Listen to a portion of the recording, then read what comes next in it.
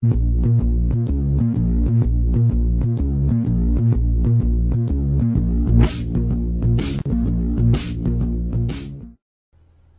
is an interview of Casey Luskin of the Discovery Institute on Fox News. In it, Casey butchers science, reality, and just flat out lies through his teeth to support his primitive views. Now, please note that this is the same clown who felt himself qualified enough to critique a peer-reviewed publication about the evolution of the tetrapod arm without even knowing the names of the major bones of the arm. Welcome back. When a Texas Board of Education approved objections to evolution in textbooks, the fight over how to teach the subject, evolution, should have been over. But some textbooks are still getting it wrong, raising the question, should the board be stripped of its power to choose textbooks? Joining us right now from the Discovery Institute, an organization that has been heavily involved in the Texas case, is Casey Luskin. Good morning to you, Casey. Thanks for having me. Okay. Now, your problem, and the whole thing, creationism versus Darwinism, is white hot these days. Your main problem with science books is that they take a one-sided look at evolution, right? That's exactly right. Unfortunately, the vast majority of biology textbooks today really censor from students any of the science that challenges Darwin. No, Luskin, the science doesn't challenge Darwin. You simply don't understand science and don't understand how factually inept your arguments are. For example, let's take a flat earther who stands up and says, yeah, well, if the earth is really round, then why don't all the Asian people fall off of the bottom?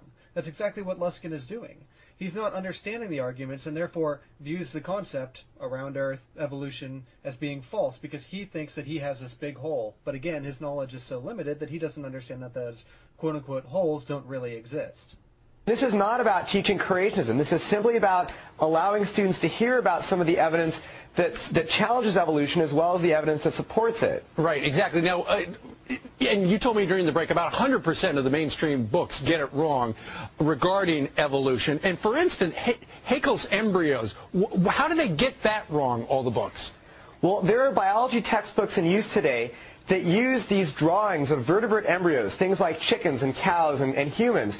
And biologists have known that these drawings were fraudulent for over 100 years. But what these drawings do is they obscure the differences between the early stages of embryos in order to make it look like all these different vertebrate groups share a common ancestor. But we've known for hundreds of years, for decades, that these drawings are fraudulent, and they are still in many textbooks that are used today. And we think that students should be getting, the most accurate and objective evidence for evolution, not these fraudulent drawings. Okay, it's time that we address the creationist favorite, Haeckel's embryos. Okay, it's a well-known fact that organisms, while they're developing, converge during their phylotypic stages to appear very similarly. That's really not disputed. Dolphins and snakes both have leg buds, chickens look like humans, it's a fact, it happens.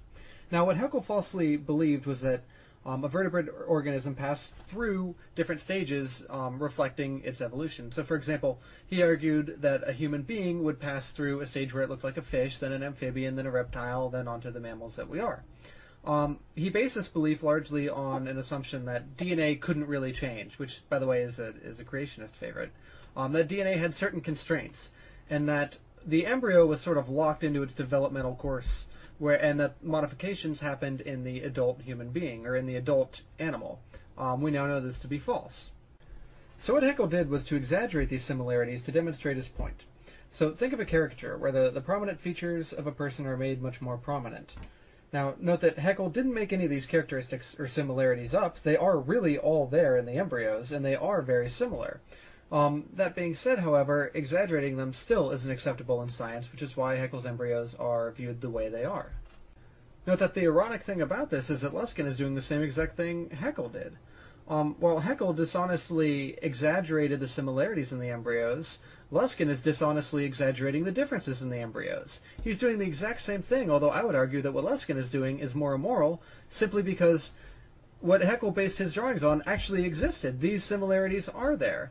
Whereas what Luskin is doing is he's trying to mislead you into thinking that there are no similarities whatsoever, which is more dishonest because he's fabricating something.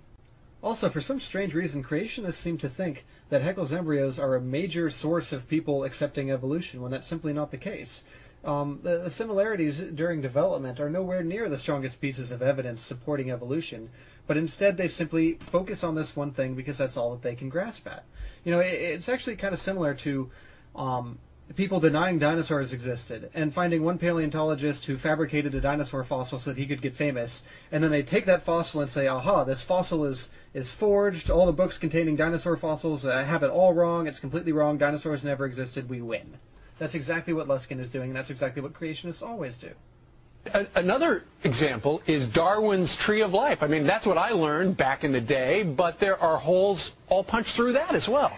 As we learn more and more about the DNA evidence, we're finding that when you take one gene, it gives you one version of the Tree of Life, but when you use a different gene, it gives you an entirely different version of the Tree of Life. I'd like to quickly point out that the last bit was a blatant lie. This is something that's been remarkably well studied, and every major gene in every organism not subject to horizontal gene transfer adheres to and completely supports the Tree of Life.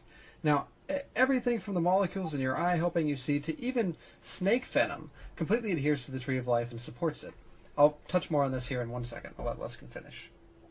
An article in the journal New Scientist recently said that the Tree of Life is being, quote, annihilated, unquote, by the new DNA evidence. And yet when we look at textbooks, they present the Tree of Life as if it's an unadulterated fact.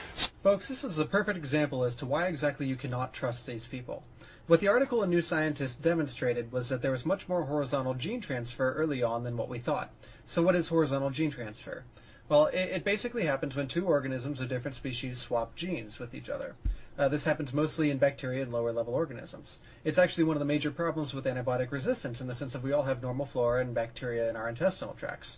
Well, what happens when we take antibiotics is that we select for our normal flora that are resistant to those antibiotics because they have the resistant genes. Now what happens later on when we get a pathogenic infection is that those resistance genes from our normal flora can actually be passed to the pathogenic bacteria, causing them to become resistant to antibiotics too. So what Casey Luskin is basically doing here is taking the example of New Scientist, which was that there's much more horizontal gene transfer in the lower Tree of Life than what we previously thought, and he's applying it to the entire tree, as if there's this murkying of the water between amphibians and reptiles and birds and mammals and things like that, which simply isn't the case. If anything, the article in New Scientist applied to the bottom 1/15th of the tree, where the remainder of the tree is perfectly intact. There is no horizontal gene transfer between larger organisms simply because that doesn't happen. Now, as far as why shouldn't that be included in the textbook, do you really think that it's appropriate to be telling a third grader, well, it's not really the Tree of Life, it's actually the Web of Life because there's much more horizontal gene transfer in far primitive organisms? No. Sorry, that's simply not appropriate. The Tree of Life is an appropriate description for the vast majority of the tree and for what's trying to be portrayed here. Luskin simply doesn't count on you being able to know that. So what it comes down to for you is 100%, near 100% of the textbooks get it wrong. You're not taking a side whether evolution is right or creationism right. You're just simply saying if the textbooks are going to be teaching evolution, get it right because everybody's getting it wrong. Well, we don't support the teaching of creationism, but we do support the teaching of good science. And the best science shows that there is a real scientific controversy over this. All right, Casey Luskin joining us from the Discovery Institute in Seattle. Casey, thank you very much. Thank you. There may be some sort of controversy in the land of dishonest troglodytes, but in the scientific community, there is no controversy, and there hasn't been for at least 100 years. Now, what gets me here the most is probably the hypocrisy. So, I mean, here we have a guy who's willing to go on the picture tube and tell lie after lie after lie and butcher science at the same time claiming to have the moral position and preserve science. I mean, even Holocaust deniers don't stoop to this level of hypocrisy. Casey Luskin of the Discovery Institute, ladies and gentlemen, give him a hand.